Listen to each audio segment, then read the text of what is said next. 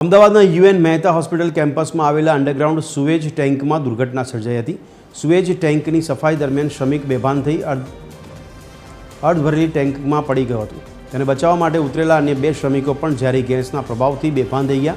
આ ઘટનાની જાણ ફાયર કંટ્રોલ રૂમને કરાતા જ શાહપુર ફાયર સ્ટેશન ઓફિસર પોતાની ટીમ સાથે તાત્કાલિક ઘટના સ્થળ પર પહોંચ્યા। સાથે જ નરોડા ફાયર સ્ટેશનના સ્ટેશન ઓફિસર પણ ઇમરજન્સી રેસ્ક્યુ ટીમ સાથે સ્થળ પર દોડી આવ્યા। फायर ब्रिगेडनी टीमें खास रेस्क्यू ऑपरेशन हाथ धरी अंडरग्राउंड सुएज टेंक में फसायेला 3 श्रमिकों ने सुरक्षित रीते बहार काढ्या।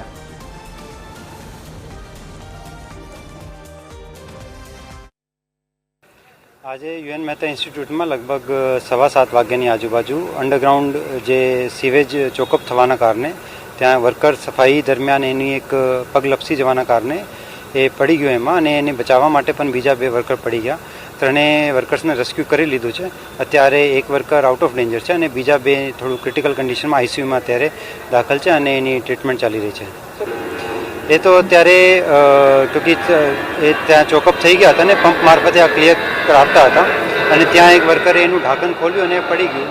તો એ કોઈ ક્લિનિંગ માટે ગયો હતો કે એ પોતે ત્યાં મતલબ ઢાંકણ ખોલીને પગ લપસી જવાના કારણે પડી ગયું છે। એ અત્યારે વધુ વિષયો પર તપાસ કરી રહ્યા છે।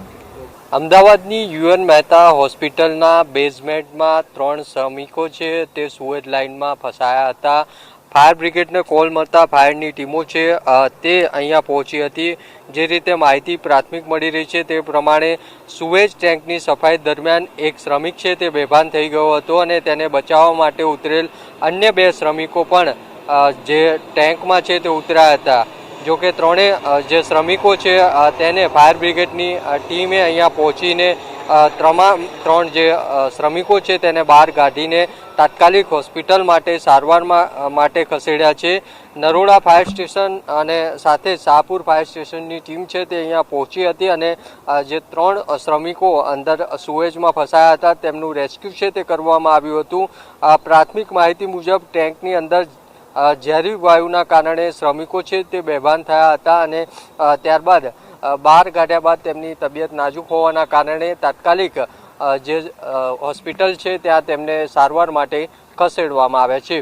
કેમેરામેન હેમંત ગાયકવાડ સાથે મૌલિક ઉપાધ્યાય, TV 13 ગુજરાતી, અમદાવાદ।